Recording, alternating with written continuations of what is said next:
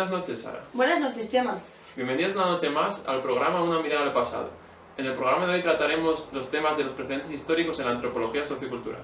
Y para ello contaremos con personas que han tratado cierto tema, como por ejemplo Heródoto, Marco Polo, Bartolomé de las Casas, Locke conectaremos en directo con Roseu. y por último Darwin. Damos la bienvenida a Heródoto.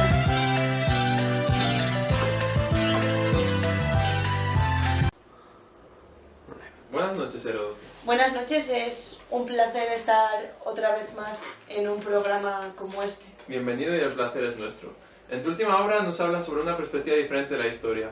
Nos gustaría que profundizases sobre ese tema. Cuéntanos más. Pues bien, esta obra la he enfocado desde un punto de vista totalmente diferente, porque he incluido en ella sitios que para mí son importantes, pero no solo desde el punto de vista histórico, sino más bien de mi vida, porque al fin y al cabo, si yo hoy escribo una buena historia es porque he tenido un lugar base para hacerlo, ¿no? Sí. Y entonces, pues bueno, yo desde que nací en Halicarnaso he tenido muchos problemas, como todos sabéis, y bueno, pues debido a cuestiones políticas y de organización social y demás, tuve que emigrar, y entonces desde un primer momento yo lo que hacía era observar que quizás este sea el punto de vista de partida de Sí. esta obra actual, ¿no? Bueno, pues quiero decir que desde el punto de vista de la antropología, lo más importante es el hombre, que al fin y al cabo siempre es quien habita los poblados, las tierras, quien puede conducir una barca o montarse en un caballo para poblar el desierto, ¿no? Entonces, pues bueno, todos mis estudios históricos se centran en el hombre, y a partir de ahí, pues en segundo plano daría mucha importancia a la observación, que al fin y al cabo muchos de mis antepasados, como por ejemplo Ulises o demás, buscan algo muy fantástico, pero no observan lo de alrededor y no se fijan en lo que la gente que tienen cerca, ¿no? Y desde este punto de vista, pues lo que he hecho ha sido una comparación con mis antepasados de lo que es la Tierra hoy y cómo la pensaban ellos y cómo creo que soy yo, porque al fin y al cabo, claro, estamos en el siglo V antes de Cristo y todavía hay que pensar bajo la concepción de que la Tierra no es redonda, sino que es plana, y claro, por ejemplo, como decía Homero, los océanos rodean los límites, ¿no? Y quizás esto es lo que más les preocupa a los hombres, el medio donde habitan y lo que les rodea, ¿no? Bueno, y como fuente importante, porque he tenido que coger una base para hacer mi obra, perdón, son los nervios del directo, pues he utilizado a autores de El Periplos, por ejemplo, ¿no? Que me han ayudado a ver el mundo desde otra manera. Y, por ejemplo, yo creo que hay que dar mucha importancia a los animales imaginarios para la evolución del hombre, ¿no?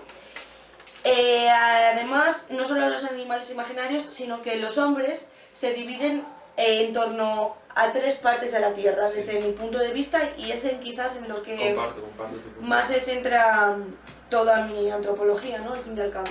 Y creo que los hombres se encuentran alrededor del Mediterráneo, que el Mediterráneo como que es la perfección, ¿no? Yo lo tomo desde ahí, entonces todos los hombres que rodean el Mediterráneo pueden alcanzar la perfección porque su centro es perfecto. Otra parte sería Libia y Mesopotamia, lo que correspondería a Oriente, ¿no? Y ahí viven los bárbaros, que para mí no son seres tan perfectos porque no hablan griego. Por lo tanto, podrían alcanzar la perfección, pero como su base de vida es la lucha y no la razón, pues quizás les costaría más alcanzar la perfección. Sí. Y por último, tengo que destacar que otra parte de la Tierra, poblada por hombres, es hacia Hiperbórea, ¿no? Es decir, hacia el este. donde se encontraría pues Etiopía, el sur y las columnas de Hércules. Y bueno, pues así esto es un poco, pero yo os aconsejo que leáis mi libro y bueno, para lo que necesitéis, mediante un foro o lo que sea, podemos ponernos en contacto y hacer un gran debate sobre este tema. Pues muchísimas gracias, Heródoto, ha sido un placer tenerlo. El placer ha sido mío, de verdad, muchas gracias. De nada.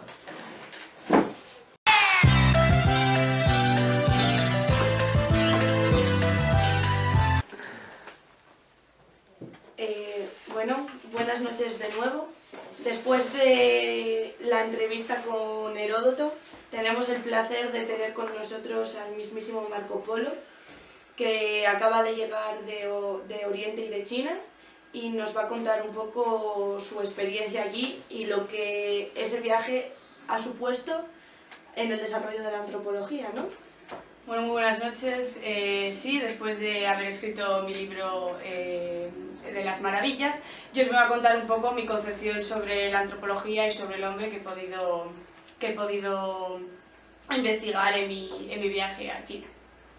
Bueno, en primer lugar quiero decir que antes de mí, por así decirlo, la idea que se tenía sobre Oriente y sobre los países del Oriente Medio y de China y los mongolos y Japón, se tenía muy poca idea, o sea... Claro, porque hay que tener en cuenta que en el ámbito cultural en el que se desarrolla Marco Polo, pues todavía no se han descubierto grandes avances acerca de esa tierra, ¿no?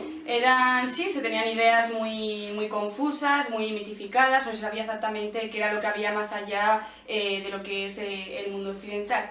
Entonces, pues bueno, por diferentes causas, a lo largo de mi vida, mis padres fueron mercaderes y gracias a ello pues yo pude hacer un viaje hasta la China y allí tuve relaciones con el Gran Khan. Gracias a ello mi libro se divide en 4 partes. La primera parte es la experiencia sobre el Oriente Medio y el Asia Central, la segunda hablo sobre China, en el tercero hablo sobre Japón, la India, etc. Y en la cuarta parte sobre las guerras mongolas y un poco sobre el continente, o sea, sobre el país de Rusia. Bueno, este libro principalmente era un estudio de mercados para hablar sobre las distancias y sobre las rutas que había para acceder a Oriente, pero sin embargo me llevó a otro plano, que es el estudio y la comparación del hombre occidental con el hombre, con el hombre oriental. He de decir que aunque siempre tendí a hacer diferencias y a basarme pues eso, en la imagen que tenemos en el cristianismo, de la idea de que somos creación de Dios, ¿no? Y que nos tenemos que regir por unas pautas como dice el cristianismo, veo en contraposición que los hombres orientales, los chinos, tanto como los chinos como los mongolos, sin embargo tienen una concepción de la vida distinta. Pero, por ejemplo, allí me topé con la relación del budismo, en el que en el libro hago una comparación sobre Jesucristo y Buda, en el que sobre todo unos hindús que se llaman los abrayanes, les comparo con los santos, ¿no? Porque llevan una vida que perfectamente en el cristianismo podríamos decir que gracias a esa vida, porque llevan una vida pues saludable, sana, espiritual, que podrían llegar también a una vida en santidad. Además de eso, también hablo sobre las costumbres y los detalles de allí, ¿no? Que los hombres, pues las familias eran patriarcales y que se tendía a tener muchos hijos. Y bueno, luego además de esto un poco también voy a hablar sobre Ibn Khaldun, que escribió, era de Túnez, y escribió la historia de los bereberes. Este libro se divide en 3 partes y la más importante es la Mukaddama, en la que Ibn Khaldun habla sobre todo, lo que hace es una historia en la que es una historia sociológica, sí, perdón. Entonces, lo que hace es analizar la historia desde el punto de vista del hombre, en la que la historia la hacen los diferentes procesos de las civilizaciones, y para ello pues nos hablará de la formación de las ciudades, de la influencia que crean los habitantes a lo largo de la historia, Y aquí mi amigo Emil Haldun dice que hace una ciencia nueva. Esta ciencia nueva es en la que el objeto y método y los postulados y conclusiones que hace para estudiar la historia es, pues eso, desde un punto de vista antropológico, social y cultural, que en aquella época pues no había una concepción así de la historia. Lo siento, es que nos tenemos que ir a publicidad porque me están diciendo que se nos acaba el tiempo y tengo que hacer esta pausa. Ha sido un placer contar contigo Igualmente. esta noche y espero que nos acompañes más veces, de verdad. Muchas gracias a ustedes.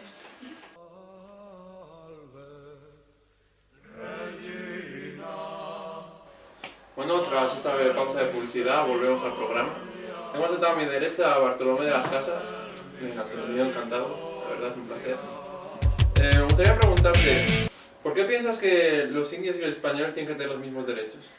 Bueno, para empezar decir que yo pienso que el hombre es digno por el simple hecho de ser criatura de Dios.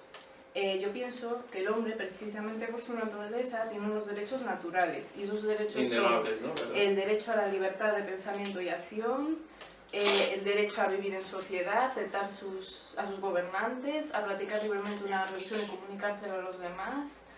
Y atendiendo a tu pregunta, pues sí, yo defiendo los mismos derechos para los indios que para los españoles, aunque tengo en primer plano la defensa de los que yo considero los más débiles, que son los indios. Entonces usted considera a los indios más débiles que los españoles, ¿verdad? Sí. A ver, Explíquese.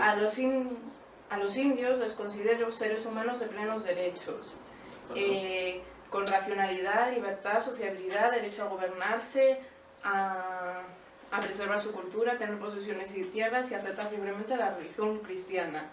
Al igual que los españoles tienen derecho a establecerse en otras tierras y tener posesiones, a comunicar su cultura, a predicar el evangelio, pero todo ello preservando los derechos de los indios y el bien común. Correcto, mismos derechos, ¿verdad?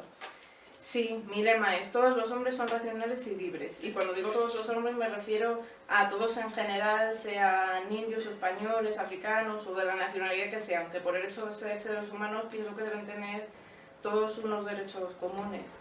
Y eso es mi punto de vista. Pues muy bien, unos derechos innegables, ya lo han oído, a todos los seres humanos. Sí. Bueno, esto ha sido todo. En breves pasaremos con otro personaje importante.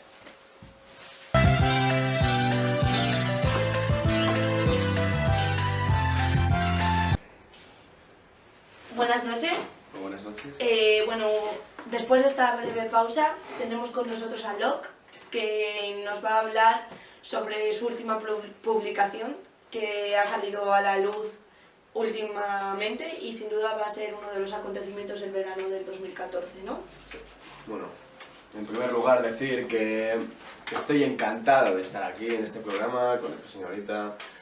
No sé, me siento muy cómodo para hablar hoy sobre mi ensayo.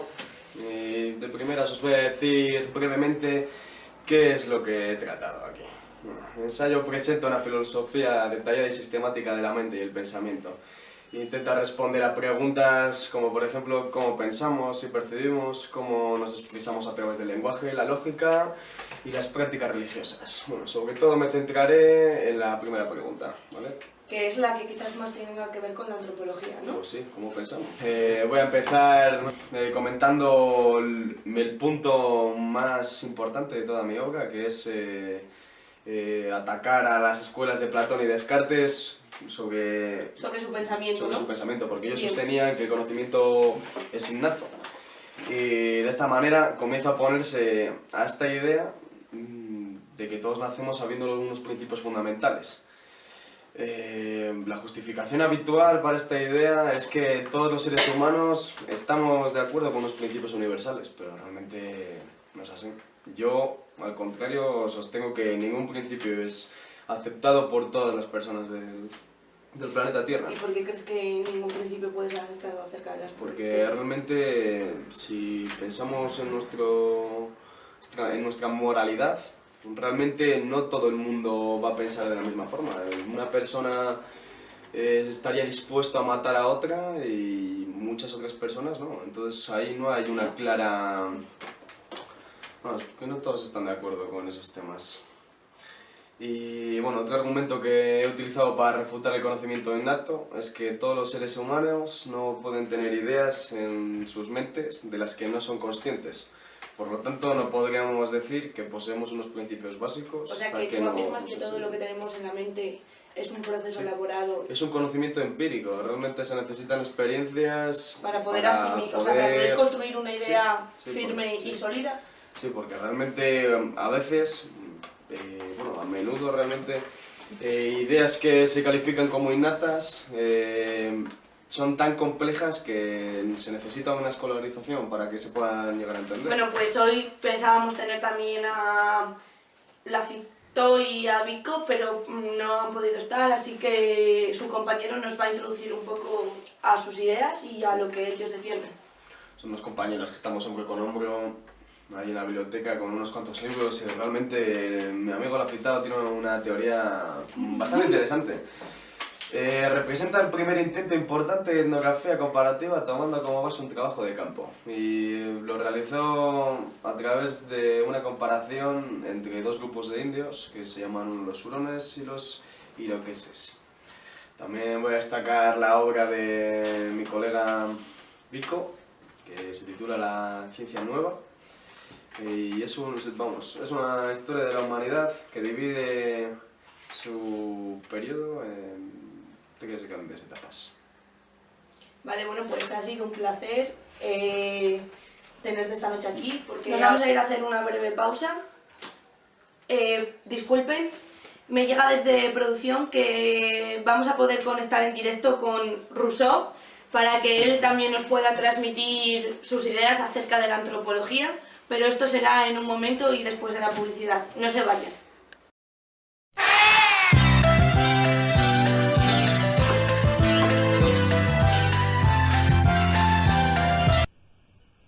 Bonjour, mes amis. En primer lugar, quería agradecerles la invitación a este programa, que considero una iniciativa de gran importancia para la difusión de las ideas antropológicas en la sociedad. En segundo lugar, quiero disculparme por no poder estar físicamente con ustedes, debido a unos problemas en los medios de transporte que escapan a mi voluntad. Y sin perder más tiempo, vamos a adentrarnos en el tema que nos atañe, que no es otro que el desarrollo de la humanidad desde sus principios hasta la complejidad de las sociedades actuales. El ser humano, desde sus orígenes, ha estado en constante desarrollo, abandonando ese estado primitivo propio de los animales para alcanzar unas formas de organización social más complejas, gracias al avance de los modos y las relaciones de producción. Y es por este desarrollo por lo que el ser humano se ha visto obligado a modificar sus formas de vida y de relación con el medio, porque si no, sin estos cambios, perecería. A mi modo de ver, este cambio se traduce en la asociación, esto es, en la unión de fuerzas de varios hombres. El objetivo principal de la asociación es proteger y defender los bienes e intereses de todos sus miembros. Este es el problema fundamental al que se ha enfrentado la humanidad desde sus inicios, la búsqueda de esta asociación, y ha encontrado la solución en el contrato social, como forma de articular las relaciones. En una sociedad que ha ido poco a poco abandonando las formas de agrupamiento en familias, clanes y tribus, para pasar a los actuales estados con una perfecta división administrativa. El contrato social cobra una gran importancia para el funcionamiento de las nuevas asociaciones. Es además imprescindible el cumplimiento de todas y cada una de sus cláusulas, aún las no enunciadas, ya que éstas son siempre las mismas en todas partes y están ampliamente admitidas y reconocidas. Esta asociación es el conjunto de relaciones sociales, es decir, la sociedad, y mediante el contrato social se organizan estas relaciones, una forma de coordinación donde el poder recae en cada uno de los miembros, sobre el pueblo, que es a quien pertenece la soberanía. Este ha sido un breve resumen de mis teorías sobre el desarrollo de las sociedades. Espero que les haya resultado de agrado. Traslado mi agradecimiento y mi más sincero enhorabuena por esta iniciativa, y pueden contar conmigo para lo que deseen. Au revoir, mes amis.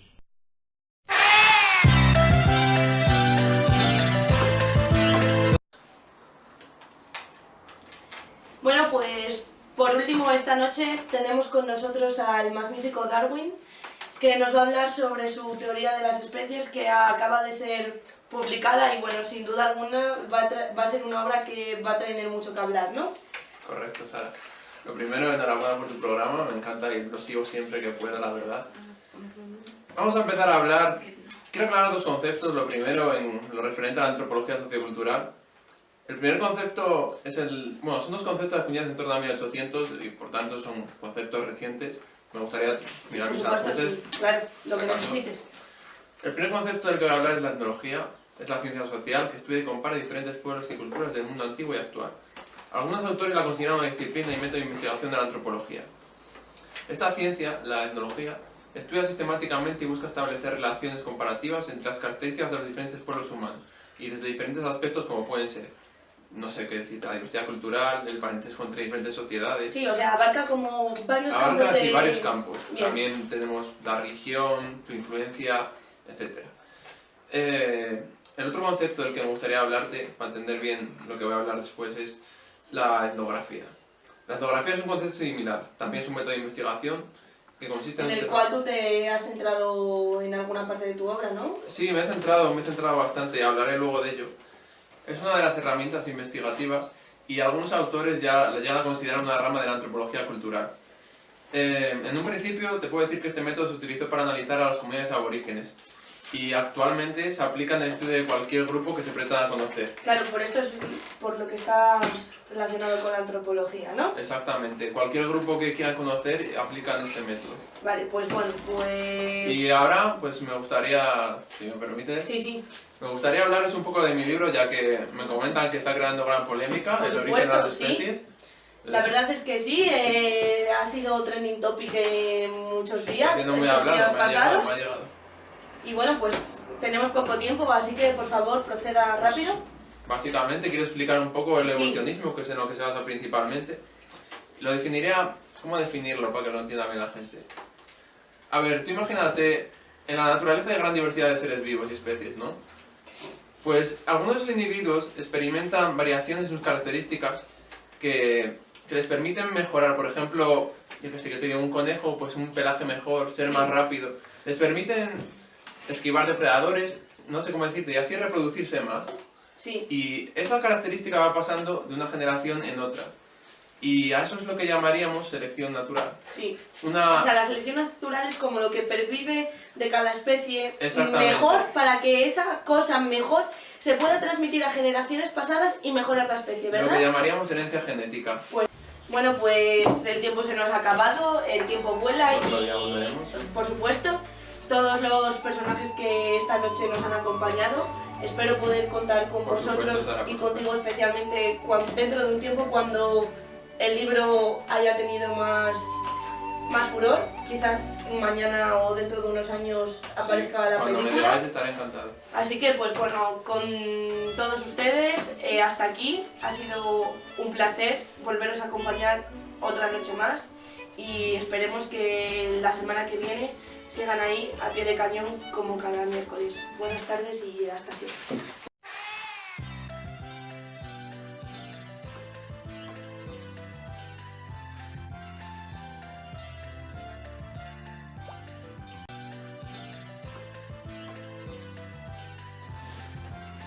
Es una de las herramientas de la especie. Y eso es básicamente, no quiero expandirme mucho porque Pues- sé que vamos jodidos de tiempo, así... A ver, corta ese último. No digas tacos. Me ha salido muy... Pues eso, es una de las herramientas investigativas... corta. Joder, Chema, el cojones, macho. Contrastar lo que la gente dice y lo que hace. ¿Entiendes? Es Sí, como sí, contrastar sí. lo que dicen con lo que hacen. Y es una de las herramientas investigativas de algunos autores. Y de hecho, algunos autores ya la están considerando una rama de la antropología cultural. Sí, ¿como cuáles, por ejemplo? Pues como... ¡Déjame preguntas, chacho! que consiste En en... el cual tú te has centrado en alguna parte de tu obra, ¿no? Sí, me he centrado bastante y hablaré luego de ello.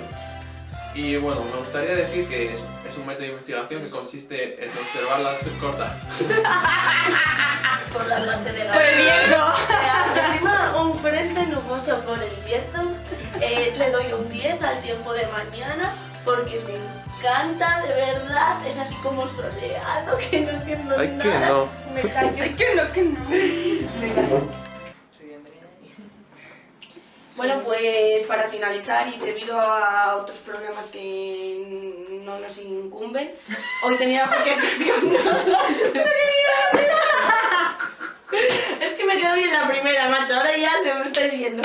Venga, va, acción. Estás viendo en primer plano. Son dos compañeros míos que estamos en el laboratorio, dale que te pego, todo el tiempo. ¿Cómo no estar en el laboratorio?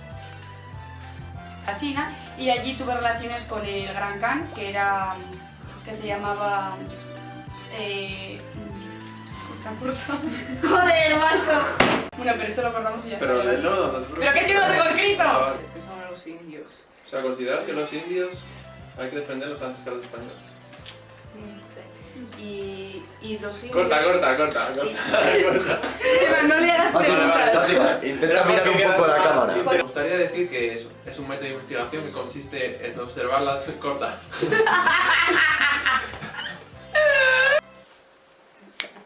Entonces, ¿usted considera a los indios más débiles que los españoles? Bueno, para empezar decir que yo pienso que el hombre es digno por el simple hecho de ser creativo. Y Pero que no se puede defender, joder. Bueno, pues por Mira, aquí último, se puede esta no... coger. ¡Oye! Vamos a ver. Callaos todos y no gritéis, hostia. Pesados. A pie de cañón, como cada miércoles. Buenas tardes y hasta siempre. Un saludo para mi abuela Cosme, que está dando arte medio.